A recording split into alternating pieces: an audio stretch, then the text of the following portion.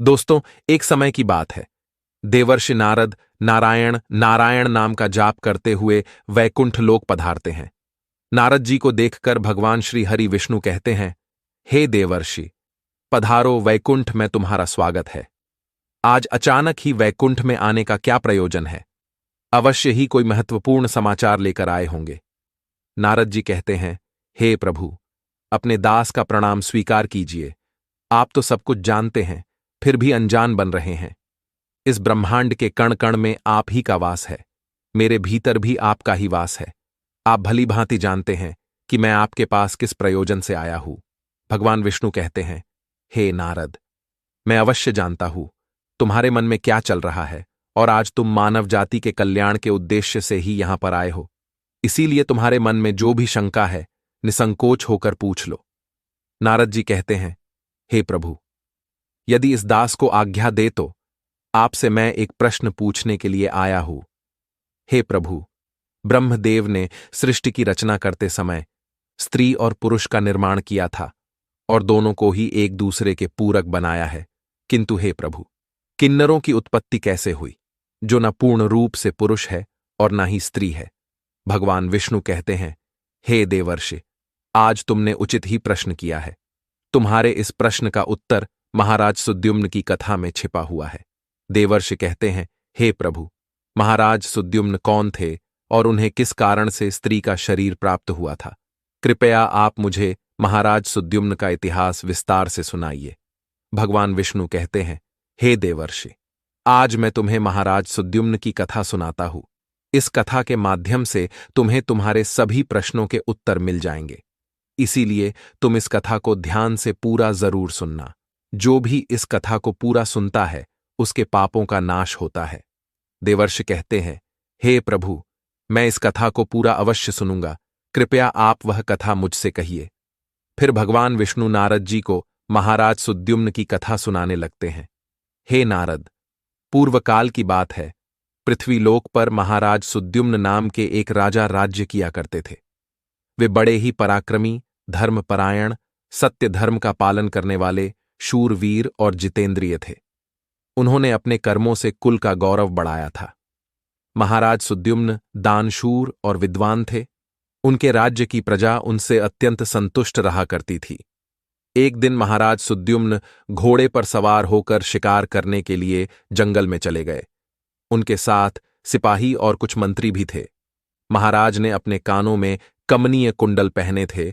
उनके पास आजगव नाम का धनुष्य था और बाणों से भरा हुआ तरकस धारण करके वे जंगल में भ्रमण करने लगे। उसी जंगल के पास एक कुमार नाम का जंगल था, जो बहुत ही सुंदर दिखाई पड़ रहा था। उस जंगल में हिरण, खरगोश, सुअर, मृग, शेर आदि प्राणी निवास करते थे। वह भयंकर वन सुमेरु पर्वत के निचले भाग में स्थित था। वह वन मंदार, तमाल, साल, ताड़, चंपा, कटहल, आम, कदम्ब, तट, महुआ आदि विशालकाय वृक्षों से भरा हुआ था। उस वन में दाड़िम, नारियल तथा केले के वृक्ष भी शोभा पा रहे थे, तथा वह वन कुंद की पुष्पित लताओं से चारों ओर से घिरा हुआ था। वह वन दिखने में तो अत्यंत सुंदर, किंतु भयभीत करने वाला था। उस वन में भगवान शिव की माया फैली हुई थी, जिस कारण से वह वन पृथ्वी पर स्वर्ग की तरह प्रतीत हो रहा था। अनेक जंगली पशुओं की ध्वनि दूर दूर से सुनाई पड़ रही थी, जिसे सुनकर राजा का मन सुख की अनुभूति कर रहा था। कोयल पक्षियों की मधुर ध्वनि कानों में पड़ने से महाराज सुद्युम्न अत्यंत प्रसन्न हो रहे थे। जैसे ही महाराज सुद्युम्न ने कुमार नाम के उस जंगल में प्रवेश किया, उसी क्षण उनका शरीर स्त्री रूप में बदल गया। महाराज का घोड़ा भी घोड़ी के रूप में बदल गया। उनके साथ आए हुए सभी सिपाही और मंत्री भी स्त्री बन गए। अचानक हुए इस विचित्र बदलाव को देखकर महाराज और सभी सिपाही आश्चर्यचकित हो गए और चिंता में पड़ गए। वे मन ही मन सोचने लगे, यह क्या हो गया? महाराज सुद्युम्न अपने स्त्री रूपी शरीर को देखकर बहुत दुखी होकर लज्जित हो गए और अपने सिपाहियों से कहने लगे, यह हमारे साथ क्या अनिष्ट हो गया है? हम सभी अचानक से पुरुष से स्त्री कैसे बन गए? अब हम क्या करें?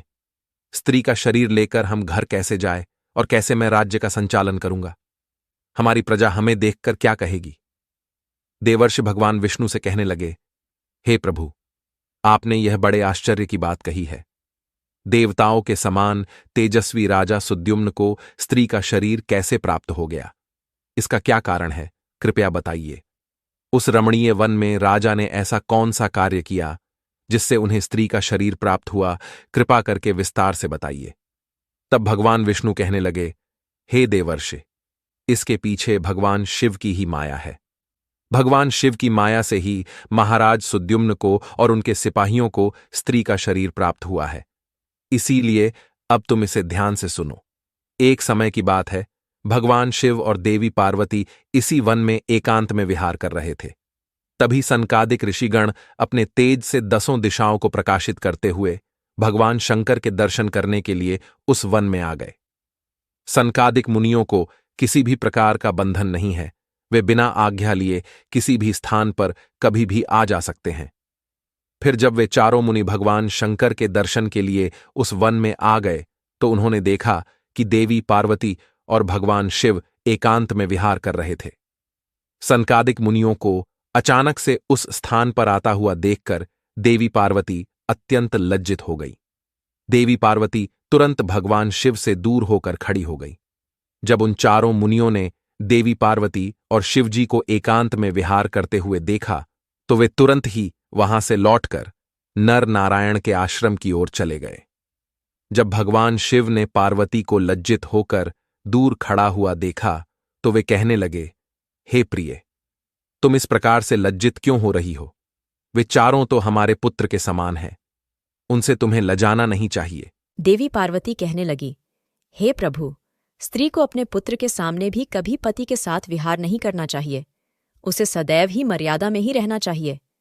आपने तो कहा था इस स्थान पर कोई नहीं आएगा, फिर हमारे एकांत में विघ्न निर्माण करने के लिए ये चारों मुनि कहाँ से आ गए? आप तुरंत ही कोई ऐसा उपाय कीजिए जिससे कोई भी इस वन में ना आए, नहीं तो मैं इस स्थान से चली जाऊंगी। तब भगवान शिव ने कहा, हे प्रिय, ठीक है, तुम्हारे इस दुख को दूर करने के लिए मैं अभी उपाय करता हूं। हे प्रिय, आज से ही इस वन में कोई भी पुरुष भूल से भी आ जाएगा तो वह स्त्री हो जाएगा। हे देवर्षि, उस दिन से जो भी उस वन में जाता है वह स्त्री बन जाता है। जो जो लोग यह जानते हैं कि उस वन में शिव जी की माया फैली हुई है, वे भूल से भी उस वन में नहीं जाते हैं। किंतु महाराज सुद्युम्न इस बात को नहीं जानते थे और वे अज्ञानवश अपने सिपाहियों के साथ उस वन में चले गए और शिव जी की माया के प्रभाव में आकर उनका पुरुषत्व नष्ट हो गया और वे सभी स्त्री बन गए। स्त्री का शरीर प्राप्त होने के बाद महाराज लज्जावश घर नहीं गए और उसी वन में इधर उधर भटकने लगे। स्त्रीत्व प्राप्त होने के कारण उनका नाम इला पड़ गया। इस प्रकार से महाराज सुद्युम्न इला के रूप में वन में अपनी सखियों के साथ इधर उधर भटकने लगे।